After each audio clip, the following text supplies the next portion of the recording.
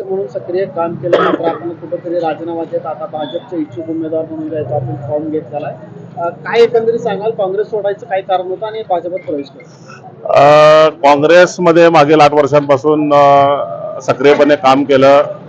आमचे आदरणीय नेते माननीय सुशीलकुमारजी शिंदे आणि आमच्या मार्गदर्शिका आदरणीय प्रणिताई शिंदे यांच्या नेतृत्वाखाली आणि शहराध्यक्ष चेतनभाऊ नरोटे यांच्यासोबत मागील 8 वर्षांपासून अतिशय जोरात काम केलं.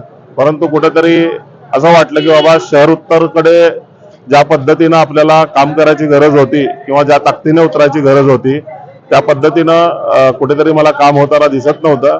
आणि एकंदरीत माझे जे सगळे मित्र परिवार असेल, कार्यकर्ते असतील, जनता असेल, जनतेतून एकच आवाज यायला लागला की साहेब तुम्ही भारतीय जनता पार्टीच्या मधून इलेक्शन लढावी.